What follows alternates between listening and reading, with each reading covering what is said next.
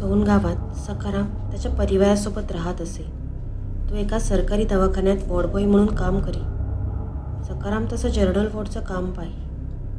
एक दिवशी सखाराम कामावरून घरी येतो आणि आपल्या बायकोला बोलतो, कावेरी, दवाखान्याचे मोठे साहेब बदलले आहेत. आता सगळ्यांच्या ड्युटीज चेंज झाल्या आहेत आणि माझी ड्युटी शवकक्षात आहे. सकाळची ड्युटी असेल तर ठीक आहे, पण जर रात्रीची ड्युटी असेल तर मी तर त्या साईटला जातसुद्धा नाही. मला खूप भीती वाटत आहे. कावेरी त्याला बोलते, तुम्ही उगाच घाबरत आहात. काही नाही होणार. तुम्ही जा कामावर. अगं, पण मी त्या शवग्रहाबद्दल खूप काही ऐकले आहे. खूप जण तिथे जाण्यास घाबरतात, पण कामाला जाण्याशिवाय त्याच्याकडे काही पर्याय नसतो. तो दुसऱ्या दिवशी कामावर जातो. एक आठवडा त्याची सकाळची ड्युटी असल्यामुळे त्याला काही वाटत नाही. पण आता एक आठवडा संपत आलेला असतो आणि आता त्याची रात्रीची ड्युटी चालू होणार असते. तो मनातल्या मनात खूप घाबरत असतो. एका रात्री तो कामावर जातो. तो 9 वाजता कामावर पोचतो. त्याचा मित्र रवी त्याला भेटतो. तो बोलतो, आता काय, तुला आराम असणार आहे. जर्नल बोर्डला खूप काम असायचं, पण इथे काय, कोण तुला हाक मारून बोलवणार आहे. तू मस्त इथे बसून आराम कर. त्यावर सखाराम बोलतो, अरे नाही, मला ते जर्नल वॉर्डचं कामच बरं वाटायचं, पण इथे नको. इथे मला खूप भीती वाटते. त्यावर रवी त्याला बोलतो, अरे काही होत नाही, आरामात बस तू इथे. असं बोलून तो निघून जातो. सखाराम चौकक्षाच्या बाहेर बसलेला असतो. आता रात्रीचे 11 वाजत आलेले असतात. दवाखान्यातल्या लोकांचा आवाज आणि हालचाल हळूहळू कमी होऊ लागते. दवाखान्यातील पेशंट झोपू लागतात आणि बाकीचे कर्मचारी आपापल्या कामात मग्न होतात. आता रात्रीचे 1 वाजत आलेला असतो. दवाखाना पूर्ण सामसूम होतो. त्या शांततेत सखारामचा डोळा लागतो. कसल्या तरी आवाजाने त्याला जाग येते.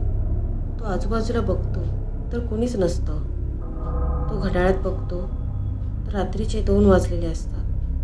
तो पुन्हा झोपी जातो.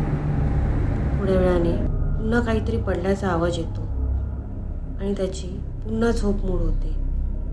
तो आजूबाजूला बघतो, त्याला काहीच दिसत नाही. त्याला पुन्हा तो आवाज येतो. आता त्याला पूर्ण खात्री होते की हा आवाज आतून आलेला आहे. तो विचार करतो की आपण झोपले असताना कोणी आत तर गेले नाही ना. तो तसाच उठतो आणि आत जातो. चौकक्षाच्या मंद प्रकाशात त्याला काहीच दिसत नाही. तो आवाज देतो, कोण आहे तिथे, पण त्याला तिथे शांततेशिवाय काहीच जाणवत नाही. तो बाहेर जायला पलटतो तर दरवाजा बंद झालेला असतो.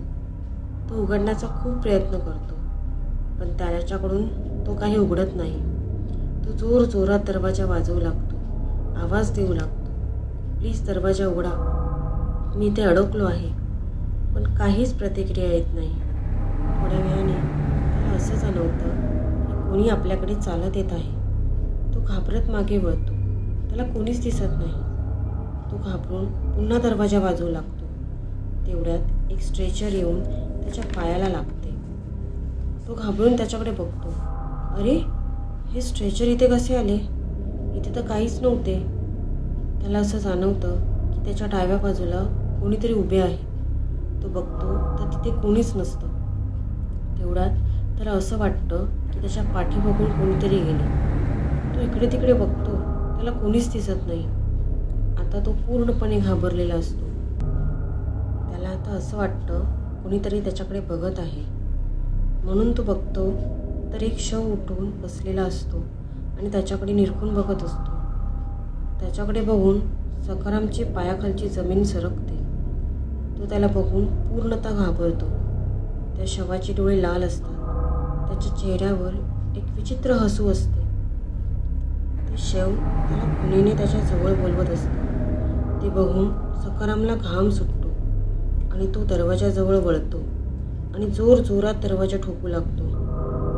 त्याला पाठीमागून जोरात विचित्र हसण्याचे आवाज येऊ लागतात. तो मागे बघतो तर आता सगळे शव उठून बसलेले दिसतात. त्याच्याकडे बघून हसत असतात. त्यांचं ते विचित्र हसणं बघून तो आपले डोळे आणि कान घट्ट बंद करतो. पण आता तो आवाज त्याच्या डोक्यात घुमत असतो. तो डोळे उघडून बघतो तर ते शव आता त्याच्याकडे चालत येत असतात. ते बघून त्याचे हृदयाचे ठोके जोरजोरात वाजू लागतात. तो दरवाजाजवळ वळतो आणि जोरजोरात दरवाजा वाजवता वाजवता ओरडू लागतो, मला वाचवा, मला वाचवा, दरवाजा उघडा. तेवढ्यात त्याला जाणवते की त्याच्या खांद्यावर कोणीतरी हात ठेवला आहे.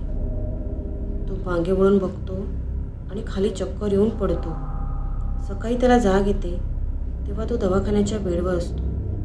त्याच्या बाजूला त्याची बायको आणि मित्र रवी असतो. रवी त्याला विचारतो, तुला काय झालं होतं? आम्हाला तू शवकक्षाच्या दरवाजात बेशुद्ध अवस्थेत भेटली. तू उठून बसण्याचा प्रयत्न करतो तर रवी त्याला बोलतो, तू उठू नकोस, तुला खूप ताप भरला आहे. सकाराम त्यांना सांगण्याचा प्रयत्न करत असतो पण त्याला काही बोलताच येत नाही. त्याच्या डोळ्यासमोर ती कालची रात्र फिरू लागते आणि तो पुन्हा बेशुद्ध होतो. मित्रमैत्रिणींनो, तुम्हाला जर माझ्या कथा आवडत असतील तर माझ्या कथांना लाईक आणि कमेंट करा आणि माझ्या चॅनलला सबस्क्राईब करा. धन्यवाद.